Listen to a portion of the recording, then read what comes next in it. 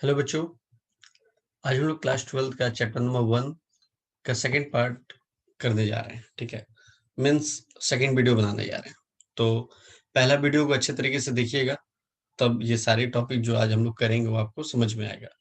तो उसका जो वीडियो का जो लिंक है वो मैं डिस्क्रिप्शन में डाल दूंगा, तो आप वहां से जाकर के देख लीजिएगा पहले। ठीक है, तो चलिए स्टार्ट करते हैं। तो लास्ट क्लास में हम लोग ने जो हमारा लास्ट टॉपिक था that is the Coulomb's law था। ठीक है, तो एक बार रिकॉल करा देता हूँ व्हाट इज कूलम्स लॉ। तो कूलम्स लॉ का डेफिनेशन ये था कि electric force between the static point charges is directly proportional to product of the charges and inversely proportional to the square of the distance between them. तो ये था definition. क्या रहा है, ये Q1 ये Q2। तो ये जो Q1 Q2 जो मैं ले रहा हूँ ना, टू स्टैटिक पॉइंट चार्ज ले रहा हूँ मैं। ठीक है, अब इसके बीच का जो डिस्टेंस है वो क्या है, R है। ठीक है, चलिए यहां तक तो क्लियर है। अब क्या है यहाँ पे, force is directly proportional to the product of the charges Q1 Q2 and inversely proportional to the square of the distance between them. चलिए ये भी समझ में आ रहा है। तो हालांकि मैंने लास्ट क्लास में वो आपको बताया था, लाइक प्रोपोर्शनल का साइन हटेगा तो फिर क्या आएगा, वो वगैरह वगैरह सारी चीजें अच्छे से बताई गई थी प्रीवियस चैप्टर में। तो अभी मैं क्या बताने जा रहा हूँ, इसको क्या कहते हैं, व्हाट इज दिस। ठीक है, इसका नाम क्या है, इसको कहते हैं इनवर्स स्क्वायर लॉ। क्या कहते हैं, इनवर्स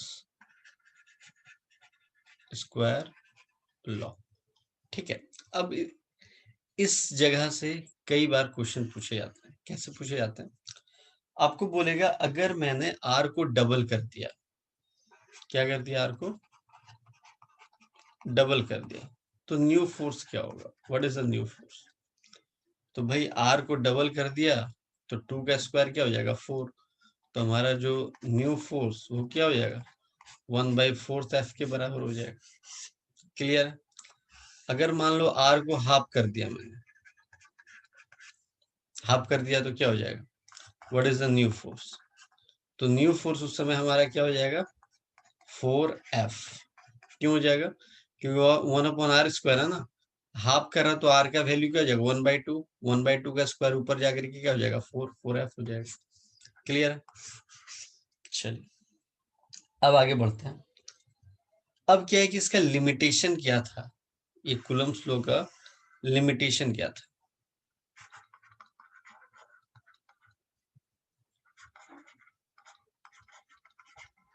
लिमिटेशंस क्या थे इसके।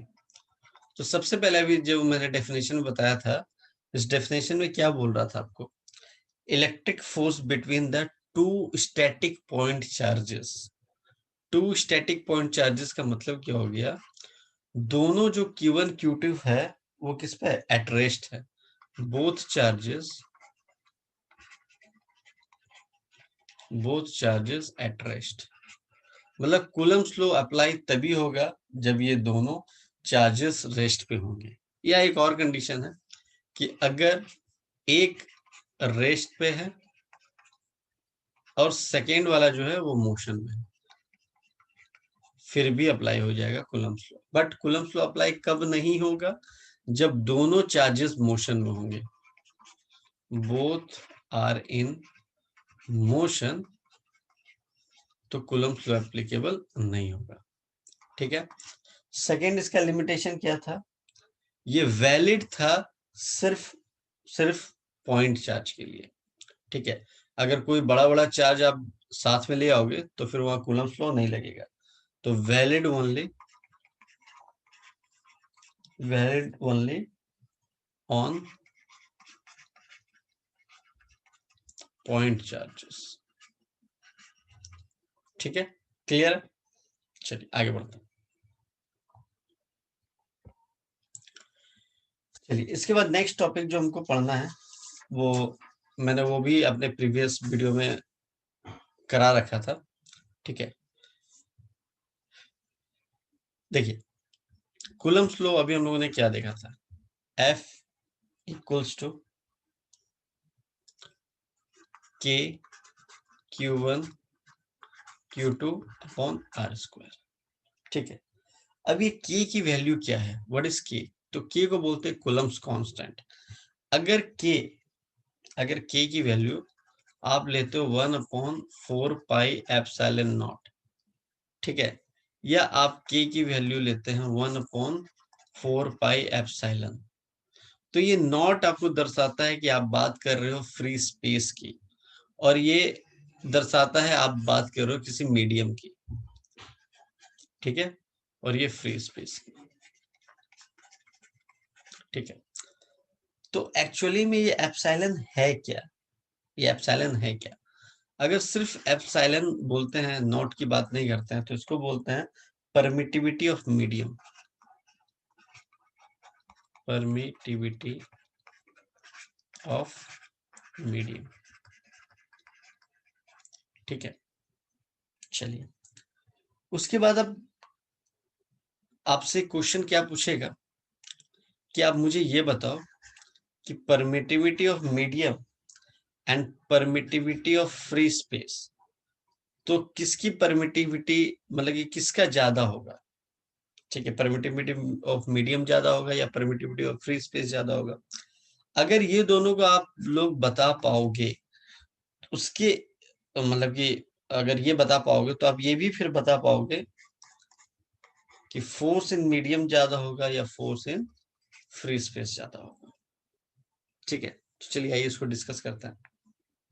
देखिए, अगर मैंने Q1 एंड Q2 ये दो चार्जेस है, अगर इसको मैंने फ्री स्पेस पे रखा है, तो एक्चुअली क्या ना, ये दोनों चार्ज क्या करेंगे, अगर मान लो पॉजिटिव नेगेटिव है तो अट्रैक्ट करने की कोशिश करेंगे, सेम सेम है तो रिपेल करने की कोशिश करेंगे, मतलब फोर्स तो लगाएंगे। तो ये दोनों के बीच में कोई ऑब्स्टिकल नहीं आ रहा, जैसे ये दोनों अगर अट्रैक्ट कर रहा है तो कोई बीच में रुकावट नहीं आ रहा है, या इसको दूर भेज रहा है या इसको दूर भेज रहा है तो बीच में कोई रुकावट नहीं आ रहा है, ठीक है। That is the condition for the free space. ये किसके लिए? फ्री स्पेस के लिए। लेकिन अब कंडीशन क्या हो रहा है कि अब मैं इसको किसी मीडियम में रख दे रहा हूँ, Q1 Q2 किसी मीडियम में रख दे रहा हूँ।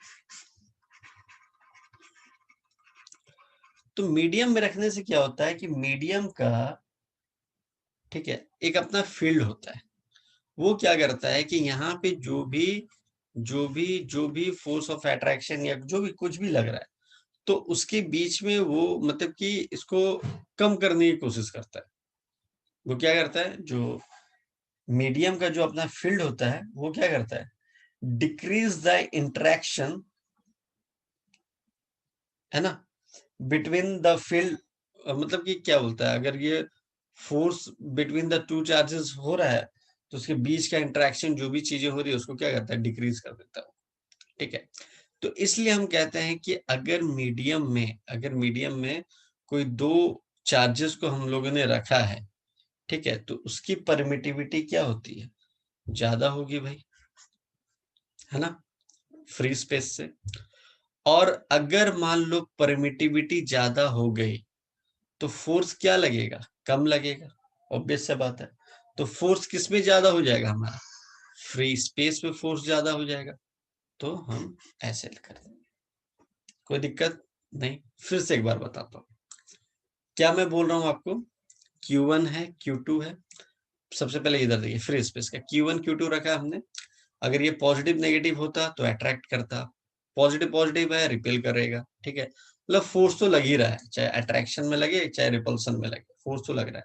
लेकिन जब ये दोनों आपस में कोई ना कुछ फोर्स लगा रहे हैं, तो बीच में कोई भी, इनके बीच में मान लो कोई भी रुकावट नहीं आ रही है, कोई इसको इसके स्ट्रेंथ को कम नहीं कर रहा है। बट जैसे ही हम लोगों ने मीडियम में रखा, तो मीडियम में रखने से क्या हुआ, तो मीडियम का एक अपना फील्ड क्या करता है, जा करके इनके बीच के जो इनके बीच का जो लाइक जो भी फोर्स ऑफ अट्रैक्शन जो भी तुम बोल दो उसको डिक्रीज करने लगता है, ठीक है, डिक्रीज करने लगता है। तो जब ये डिक्रीज करने लगता है तो उसकी परमिटिविटी क्या हो जाएगी, परमिटिविटी ऑफ मीडियम क्या हो जाएगा, ज्यादा हो जाएगा, किससे, फ्री स्पेस से।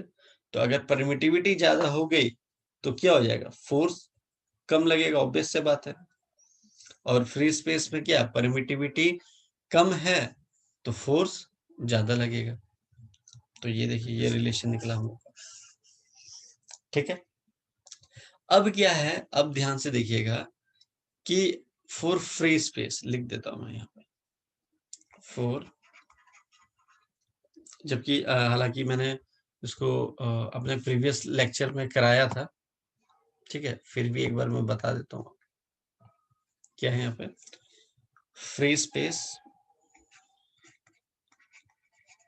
फ्री स्पेस या वैक्यूम के लिए एफ इक्वल टू क्या हो जाएगा, 1/4 पाई एप्सिलॉन नॉट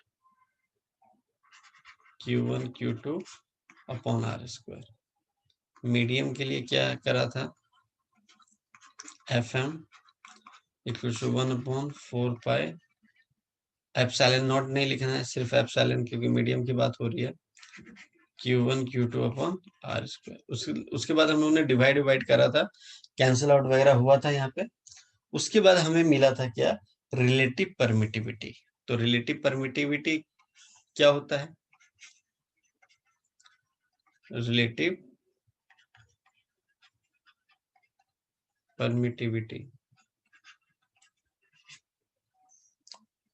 तो रिलेटिव परमिटिविटी होता क्या है, वो होता है ER equals to AM upon E naught, मतलब permittivity of medium upon permittivity of free space.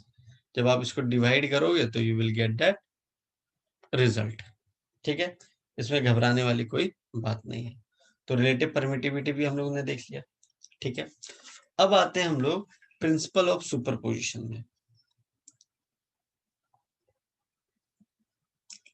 Principle of superposition, तो प्रिंसिपल ऑफ सुपरपोजिशन कहता क्या है, उसको पहले एक बार डेफिनेशन देख लेते हैं हम लोग। एक्चुअली जैसे मान लो, एक एग्जांपल देके मैं समझाता हूँ आपको। जैसे मान लो यहाँ पे Q1 चार्ज ले लिया, Q2 चार्ज ले लिया, टॉपिक का नाम यहाँ पे लिख देता हूँ,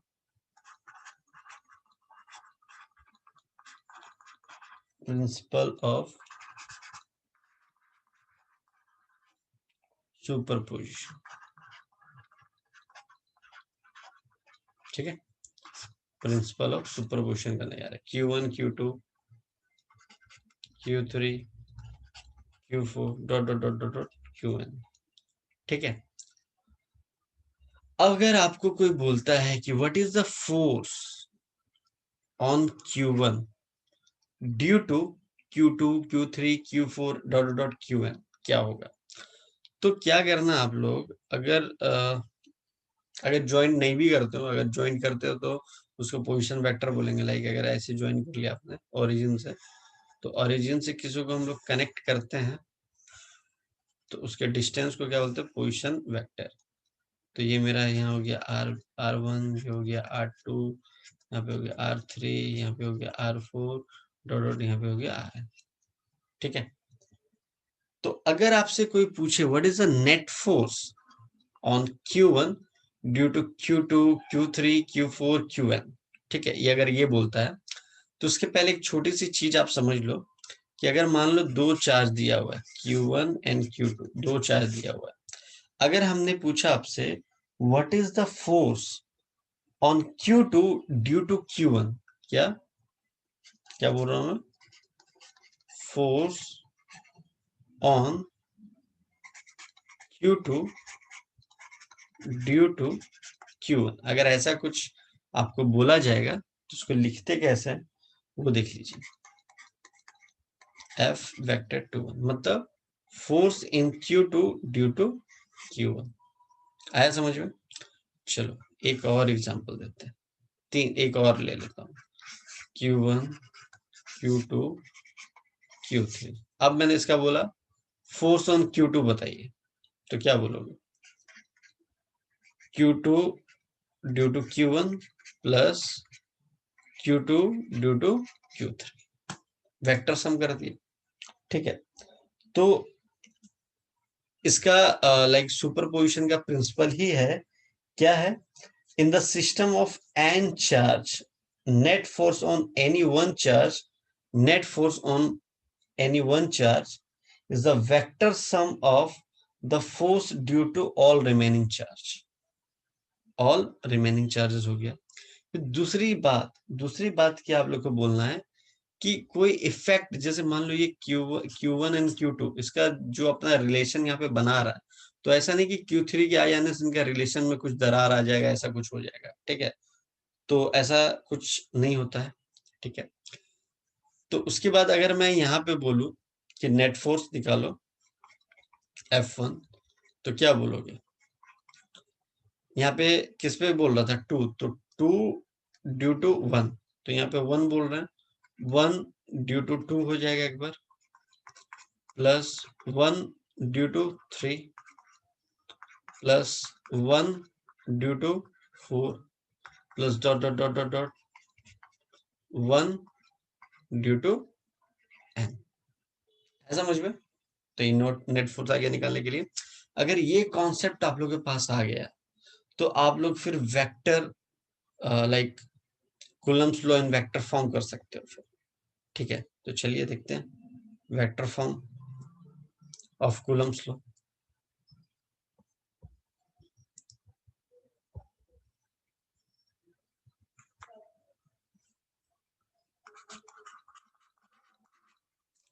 वेक्टर फॉर्म ऑफ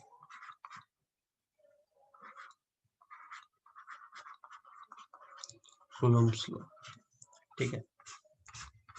चलो देखिए, दो चार्ज ले लिया हमने, Q1 एंड Q2, इसको ज्वाइन कर दिया ऐसे कर, तो ये बोला था ओरिजिन से ज्वाइन करते तो उसको पोजीशन वेक्टर बोलते हैं, ठीक है। ये y एक्सिस है, ये x एक्सिस।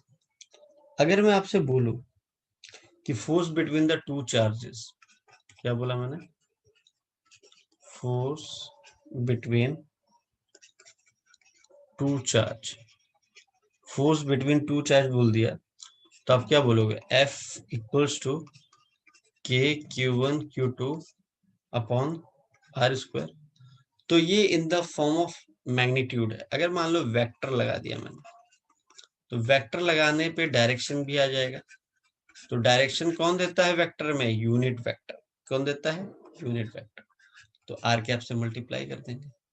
तो यूनिट वेक्टर का फॉर्मूला क्या होता है, Q1 Q2 upon R square. Unit vector का फॉर्मूला होता है R vector upon magnitude of that vector. तो मैग्नीट्यूड पे तुम अगर वेक्टर लगा दिए तो दो डंडा लगाना पड़ेगा, अदरवाइज सिंपल R लिख दो चल जाएगा, ठीक है। तो F vector equals to K Q1 Q2 upon R cube, और इधर लिख दो R वेक्टर, ठीक है, कोई दिक्कत नहीं।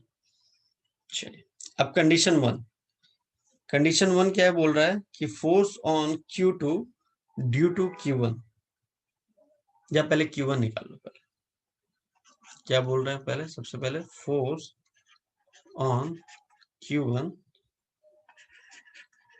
ड्यू टू Q2, तो क्या लिखेंगे, F12 force on Q1 due to Q2 है ना, F12 क्या लिखेंगे, K Q1 Q2 upon upon नहीं, चलो अपॉन लिखिए दो, जब अपॉन बोल दिया तो R12 का क्यूब, और इधर क्या लिखेंगे, R वेक्टर 12। मतलब देखो जहां पे R आ रहा है ना, वहीं पे हम लोगों ने चेंज करा, 12 लिख दिया, ठीक है। ये 12 है क्या भाई, R वेक्टर 12 को लिख सकते हो R1 माइनस R2, ठीक है। तो चलिए इसको पुट कर देते हैं, F vector 12 equals to K Q1 Q2, और इधर R1 माइनस R2, और अपॉन में R1 vector minus R2 vector, ठीक है, का ये होल क्यूब। चलिए यहाँ तक तो कोई दिक्कत नहीं हुआ आप लोग को, ठीक है। अब हमारा क्या सेकेंड जो था वो कह रहा है force on Q2 due to Q, तो क्या हो जाएगा F21 equals to K Q2 Q1 upon R1, sorry 21 है ना, 21 लिखा हुआ है, तो 21 का होल क्यूब और इधर R21 का वेक्टर, तो 21 इक्वल्स टू, अब 21 को क्या लिखेंगे R2 माइनस R1, तो डायरेक्टली लिख दो, अब लिखने की जरूरत है नहीं, क्या लिखेंगे R2 माइनस R1 अपॉन में क्या लिखेंगे R2 माइनस R1 का होल क्यूब। ठीक है, कोई दिक्कत यहाँ तक? तो यहाँ तक तो कोई दिक्कत नहीं हो रहा आप लोग। अब ध्यान से देखना, इसको और इसको कंपेयर करना, इसको और इसको कंपेयर करना, देखना लगभग सेम दिख रहा है हमें। सिर्फ क्या सेम नहीं दिख रहा है, ये R1 माइनस R2, इधर R2 माइनस R1 है, ठीक है। लेकिन अगर मैं मैग्नीट्यूड के फॉर्म में बोलूं F12 is equals to F2, तो दिख रहा है हमें। लेकिन अब तुमको पता है कि न्यूटन्स का थर्ड लॉ क्या बोलता है कि अगर हम किसी पे फोर्स लगा रहे हैं तो वो उतना फोर्स हम पे भी लगाएगा। मैग्नीट्यूड तो सेम होगा बट अपोजिट इन डायरेक्शन। तो जब ये मैग्नीट्यूड सेम हो गया, क्योंकि एक चार्ज इस पे फोर्स लगा रहा है, ये इस पे फोर्स लगा रहा है ना, तो मैग्नीट्यूड में तो बराबर हो गया, बट डायरेक्शन में क्या होना चाहिए था, अपोजिट होना चाहिए था। तो इसलिए हम लोग यहाँ पे माइनस साइन लगा देते हैं। ठीक है, that is our final derivation का रिजल्ट। ठीक है, चलिए इसके बाद हम लोग पढ़ेंगे क्या, इलेक्ट्रिक फील्ड के बारे में पढ़ते हैं। ठीक है, तो चलिए इलेक्ट्रिक फील्ड क्या होता है।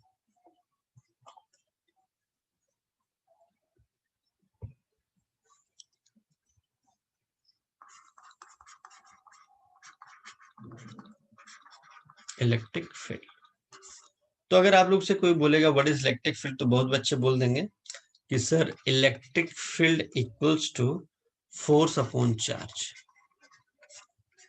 यही बोल देंगे। ठीक है, चलो कोई नहीं, बोल दो, कोई दिक्कत नहीं, अभी समझाऊंगा। तो इलेक्ट्रिक फील्ड जो हमारा है वो कैसी क्वांटिटी है, वेक्टर क्वांटिटी। ठीक है, उसके बाद इसका यूनिट क्या होगा जी, फोर्स के लिए होगा न्यूटन, चार्ज के लिए होगा कूलम। ठीक है, अब डायरेक्शन इसका क्या है, जब वेक्टर क्वांटिटी बोल दिया तो डायरेक्शन होगा, तो direction of field is always in the direction of force. क्या बोला मैंने,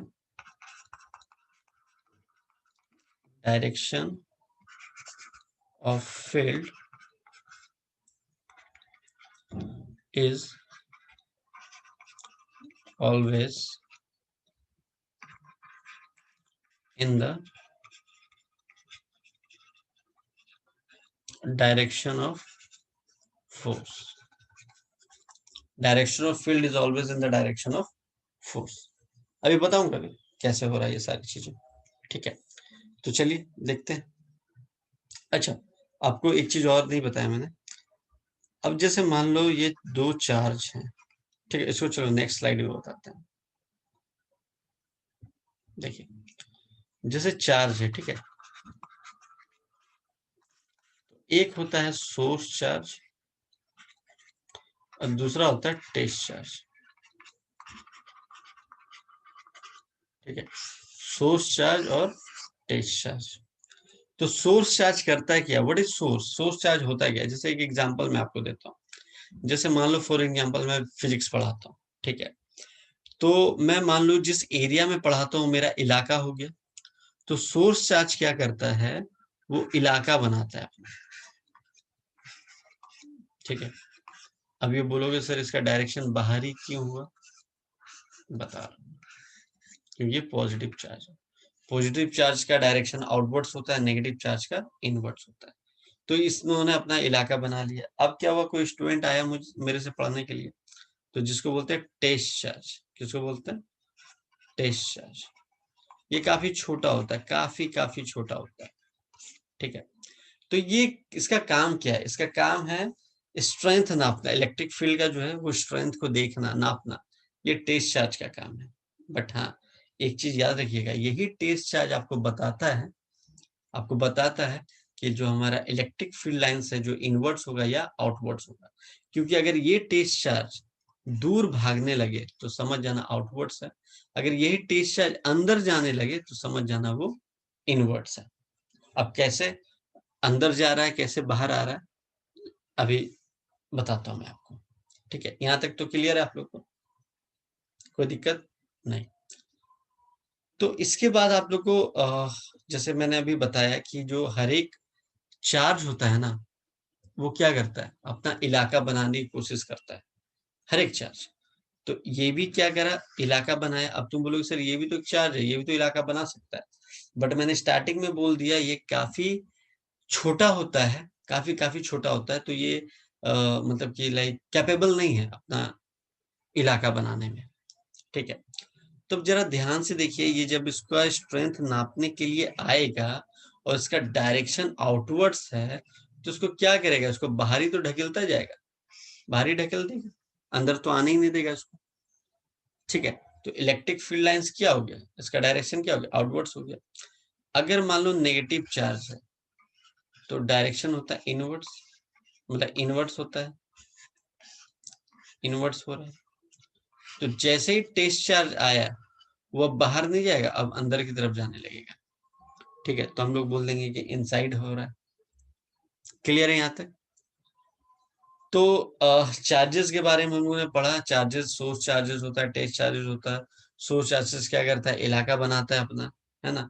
टेस्ट चार्जेस क्या करता है, उसका स्ट्रेंथ को नापता है। ठीक है, measure the strength of the field. ठीक है, उसके बाद हमने क्या बोला कि हर एक जो चार्जेस है वो अपना इलाका बनाने की कोशिश करता है। ठीक है, बट ये टेस्ट चार्ज है, काफी छोटा होता है, तो ये अपना इलाका नहीं बना सकता है। ठीक है, तो अब यही हमें बताएगा कि हमारा जो इलेक्ट्रिक फील्ड लाइंस है वो किधर है, अंदर की तरफ है, बाहर की तरफ है।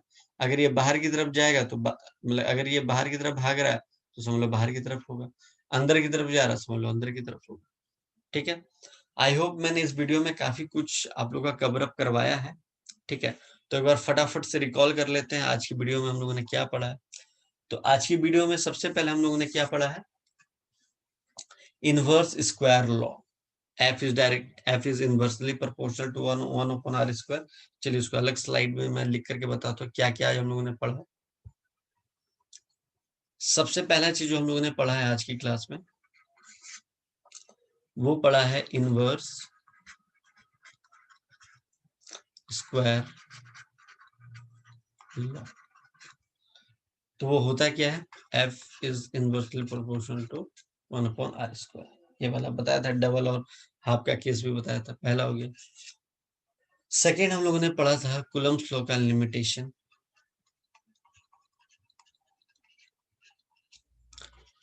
थर्ड क्या पढ़ा था हम लोगों ने, परमिटिविटी के बारे में पढ़ा था, permittivity and relative permittivity.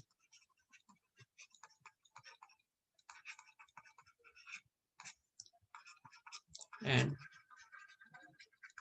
Relative permittivity, ये पढ़ा था। फोर्थ हम लोगों ने क्या पढ़ा था, फोर्थ हम लोगों ने पढ़ा है प्रिंसिपल ऑफ सुपरपोजिशन।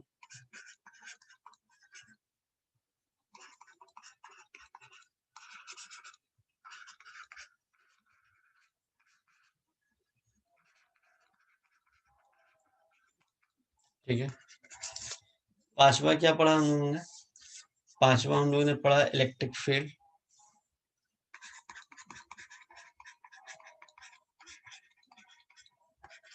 ठीक है, इलेक्ट्रिक फील्ड के बारे में जाना है और चार्जेस के बारे में जाना है, सोर्स चार्ज क्या होता है, टेस्ट चार्ज क्या होता है, ये सारी चीजें पढ़ी है।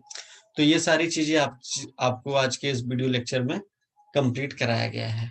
ठीक है, नेक्स्ट क्लास में हम लोग नेक्स्ट वीडियो बनाएंगे और कोशिश करता हूँ कि इजी से इजी मेथड से आप लोगों को समझाया जाए, पढ़ाया जाए, ताकि आप लोगों के दिमाग में वो सेट रहे, कभी आप लोग भूलो ना। ठीक है, अगर